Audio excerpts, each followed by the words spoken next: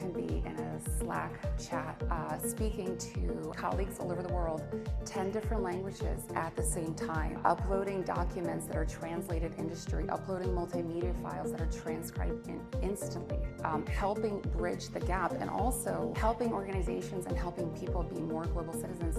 Let's say about 2,000 words translated per day, 500 days around the earth.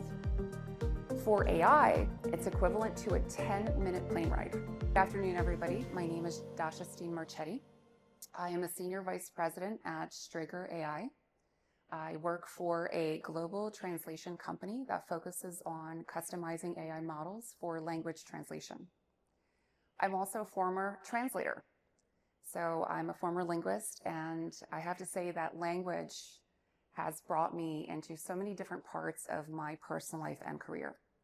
From translating commercial terms in agreements to helping people in other countries translate directions in their familiar language, to helping translate things like medical documents and even healthcare visits for those who needed the assistance. I have a very strong passion for language, and I'm lucky enough to actually work for a company where, the saying, do what you love. I do what I love, and I actually do what I do, which is, kind of rare sometimes. But I wanted to make this interesting and educational. I know this is an AI trick, and I promise you, lots of AI filled in this presentation. However, I wanted to bring it a kind of different context, a humanity context, a global citizen aspect that we are all in need of, I believe, in today's world, and how we can continue with technology and human innovation, bring people together and bridge the gap of communication. I promise I'm not going to get philosophical.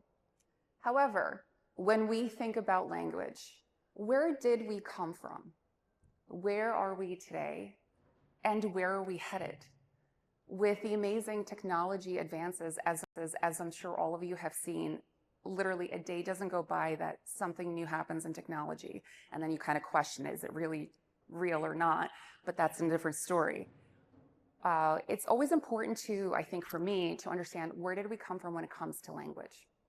Now, most people don't understand that we've actually had 31,000 languages in our lifetime, and I mean in our lifetime, in humanity's existence. 31,000. That is pretty astonishing. But what's more crazy is that we only have about 6,000 languages that exist today. Now, out of those 6,000, take away another 1,000, because those 1,000 are going to be extinct very, very soon. They are considered the rare languages that only maybe have one to a handful of people that can speak it and or read and write. So let's say 5,000. So in today's world, 5,000 languages. So we have lost almost 84% of languages that have ever existed in this world. What is exciting to me is that with the advancement of technology, is that we are able to actually figure out where we came from. We are able to communicate better. We are able to bridge the gaps of communication, and not just in personal life, but also in government and politics and healthcare, and the advancement of technology itself as well. So I wanted to bring up kind of a fun little sample, because you can't have a presentation on AI without some sort of educational sentiment. So I don't know how many of you heard of the Voynich manuscripts. I am a big buff when it came to Indiana Jones. I absolutely loved puzzles growing up. I loved figuring out anagrams. And I'm going to say like a young kid, I got into, ancient texts. And this one I've been following for years, and it's been absolutely fascinating.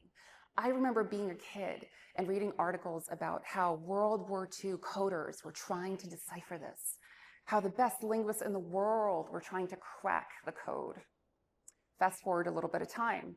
We now have AI trying to solve the mysteries of the Voynich manuscripts. Now, to give you a little bit of context, it's from 15th century. We know that, that's a fact. We also believe that it came from an Italian region. They tested the calf skin that it is made of and also the paint of the artwork in it. But that's about it. The book is filled with unique pictures and what we believe is potentially a language, or as some might think, an elaborate hoax. However, I have more faith in humanity, in the 15th century more than that. The images are all different. There are plants, there are roots, there's what seems to be constellations. Also, there's a whole section of women in hot tubs of all different shapes. It is so confusing, but it's so fascinating. So why can't anybody crack this? And also, why is AI having such a hard time when, we see so many articles about that AI is supposed to solve so many of our problems, right? So what has AI done to try to decipher this? Well, it did language comparison. So it compared it to over 380 languages that, once again, the AI models were trained on. Nothing came up. It used an alphagram analysis, trying to kind of throw the words, that we assume are words from one letter to another, shifting the sentences. Nothing came out. Also trying to use natural language processing, which I'll get into just a little bit, to try to figure out the context. What is this all about? However, even though people have stated they have solved the mystery, they have not. What's interesting is that because nothing like this exists, when they put it through AI models, it actually starts to create false positives. Think of AI as digging at the bottom of a barrel. When it has nothing in existence, as a comparison, it starts to almost like psych itself out. So there was a gentleman last year that actually said that, I believe this is Hebrew, and I'm going to prove it to you. So, everyone's like, show us. So AI mismatched and moved things around so much that there was a slight hint that maybe it could be Hebrew, but it was digging at the bottom of a barrel. So a few things that AI has been struggling with to decipher this. Well, first of all, there's no languages. There's nothing just like it that exists that has been, at least to date, put through an AI model to give it a comparison, which means that if it's the only thing that exists, it can't do anything with it, right? The other thing is there is no Rosetta Stone. So for some of you that maybe are aware of the Rosetta Stone, it is what we use to decipher hieroglyphics. So it was a decipher, it was a coder. So when we had our Rosetta Stone, we're able to decipher a language that we were not aware of, whether it's a language or a code to a language. We have not found that Rosetta Stone just yet. And we don't have a way to view the images in the book just yet and have AI run analysis on the images compared to the text that it's in. We're moving towards that technology, but it hasn't done anything for this text. So the mystery remains, and I welcome all of you to follow it, because not a month or two go by that I don't see something about somebody trying to crack this code. So let's talk about some of the historical AI breakthroughs when it comes to language processing. First, neural machine translation. Now, this is what gives the context and the speech that we are trying to translate, the nuances, the grammar. Imagine you are in another country. You don't really speak the language, but you're trying. You gotta have that cup of coffee in the morning. And they're not gonna give it to you if you don't order it the right way. So maybe your first try is, I want coffee. Then with time, as you hear people talking, speaking the language, and you are trying to learn it more yourself, and you're reading it and trying to write it and going to places where you hear it all the time, you're picking up the nuances, you're picking up the context. So the next time, maybe in a few months when you go, you might say, good afternoon, can I please have a cup of coffee with cream and sugar? That is NMT. It helps with the nuances, the context, and grammar when it comes to language translation. Then we have transformer architecture. So this is how language data is processed faster, and it's also the inspiration for BERT and GPT models. So think of this as trying to read a book, right? You read kind of word by word, you piece letters together to form words, words together to form sentences. With transformer architecture, imagine you're reading the book, but all at once. You understand every page, you understand the plot, and you encompass it all together. And it's fast, right? Instant. That is what transformer architecture did for language translation. So with the BERT model, imagine that you are able to go back and forth at the same time. So bidirectional understanding is being able to translate something backwards and front instantly. So when you watch a movie, you watch it all the way through to understand the plot, to understand the characters, to understand the whole entire storyline. With this, you can actually watch it forward and backwards at the same time, understand every scene, know every character, and know the important plot twists. This gives language translation a whole new meaning. And as we move into progress, this gave us a capability to understand it all at once, forward and back. Then we have the leap of GPT. So imagine talking to a chatbot and you ask it a question. You give it a prompt. But the only responses you can get are those from a dictionary. All of the GPT leaps that have happened, think of this as talking to someone who's read millions of books, thousands of articles, watched all of these movies, attended virtually all of these events. You're able to ask it information, you're able to ask it direct specific instances and moments to better understand yourself what you're asking it. And for those of you who have been catching up on all of the AI news, GPT is making tremendous leaps. And in language translation, all of these instances today are only making AI models even faster and smarter. And also, we want to make sure that when it comes to language translation, that we are being sensitive, right? That we are including cultural context, that we are mindful about bias and also diverse data sets. This is something that also includes human in the loop. So in translation, you still need people to help, first of all, build the AI models, but also train them. Things like colloquial and humor and nuances. An AI engine's not just going to pick that up on its own, which means you need people. And often enough, it is linguists, translators, it is language professionals that help with a lot of these nuances within AI models. So something actually that we do at our company is when we work with clients, often enough they will have translation memory. For example, for different fields, there's different acronyms. Anybody in pharma? I can't catch up on pharma acronyms. I stopped.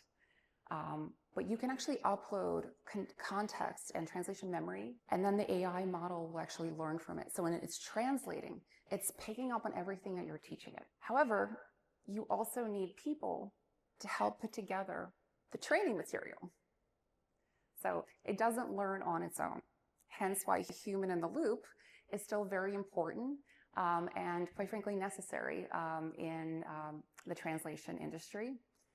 While we are creating amazing AI customized models, we still need the human touch to help move the technology along because it's a hybrid. It's human innovation and influence with AI technology that advances the translation. So what does the future of translation look like for language? Well, first, integration of generative AI and multilingual models.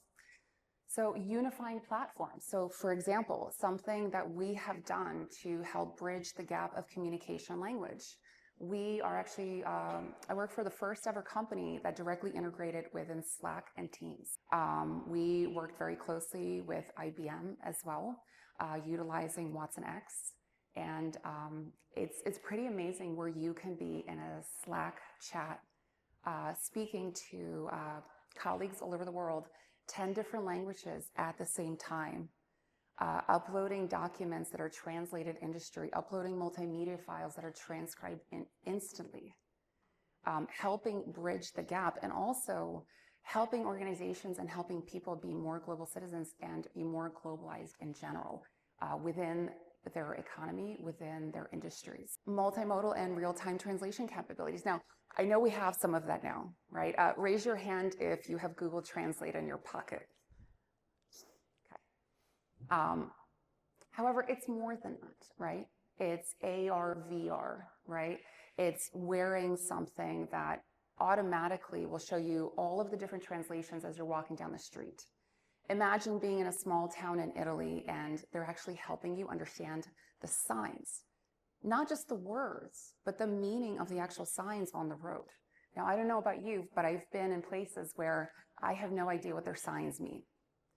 And how amazing would it be if our cars had that technology, the language technology, along with sign technology to help us in our daily life as we are traveling. Also, real-time communication. Once again, yes, it exists today.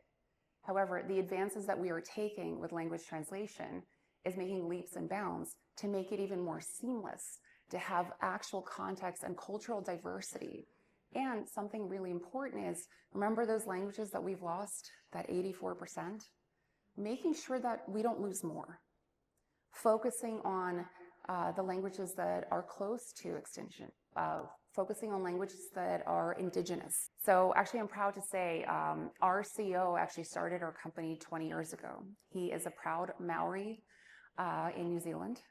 And he wanted to create something that would keep his heritage and his language and his culture alive. I'm very proud of that, especially as someone who also has cultural and heritage background, to know that we can work for a language translation company that really wants to save and preserve history of people's culture, but also maybe we can make advances that 84%, maybe we can better understand what happened in the past that maybe might help us today and in the future. Enhance contextual and cultural sensitivity.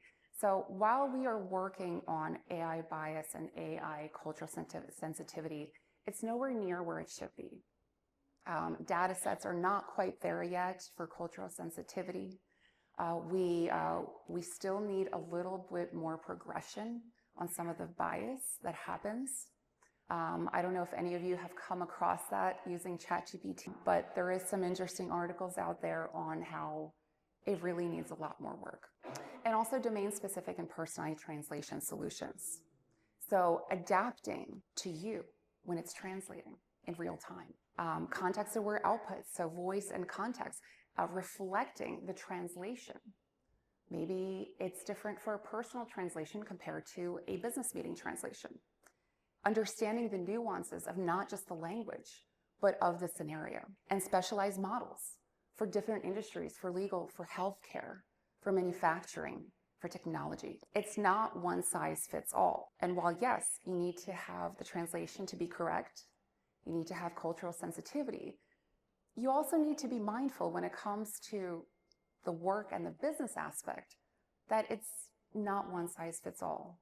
And I'm really excited to see the shifts and changes that we're taking with a lot of the customized models, where it's headed for that actual customization in language translation. So AI language translation of tomorrow. So additional ethical frameworks, really focusing on the bias and making sure that when we're looking at the cultural sensitivity, we're not just a tourist in a country not knowing, what we're doing and just kind of going along our way and not being sensitive to the culture that we're currently in. We are mindful, and we want our translation to be mindful as well. Language inclusivity, any languages that are underrepresented, indigenous, and the lost languages, making sure we don't lose more. Seamless multilingual interactions across all platforms. So yes, Teams, Slack, great. What else? What else can we do? What else can we integrate to bridge the gap personally and professionally for people? I had to. So the next leap, the quantum leap. Now, I know we're ways out, and people will argue with me. Some will say we're only a year out, 2 years out, 3 years out. I'm not going to make a bet on that. I'm going to sit back and see where it goes. However, It piques my curiosity. So I have a 9-year-old who is fascinated by physics. He loves Schrodinger's cat. The idea of superposition is just mind-blowing to him. It's mind-blowing to me too. So AI is binary, just like computing. You have a 0, you have a 1. Think of it as a light switch. On is 0, off is 1. It can't be on and off at the same time. It's just on or off. With quantum computing, not only can it be on and off, but it's going to be a dimmer with multi-dimensional light availability. Imagine it being on and off and every other possible light variance at the same time, which is mind-blowing. Before I finish, let me give you a little visual representation of human translation compared to where it is now with AI translation, compared to where we are going. Let's say the example of 1 million words to be translated. Now for a human, we're going to relate this also traveling around the world. Why not? For a human translator, to translate 1 million words will be equivalent to about 500 days to travel around the earth. Let's say about 2,000 words translated per day, 500 days around the earth. For AI, right now, to translate 1 million words, it's equivalent to a 10-minute plane ride. Pretty amazing. With the next leap, 1 second teleportation. However, it's no longer 1 million words, it's now 1 billion words. The future is pretty amazing when it comes to language translation. And I, as someone who has been in linguistics professionally and personally my whole life, I really look forward to it. I value and cherish cultural sensitivity and the ability to preserve something that helps bridge all of us together. And I believe that the future is bright and full of innovation, where human intellect and influence works directly with technology to create something wonderful. Thank you, everyone.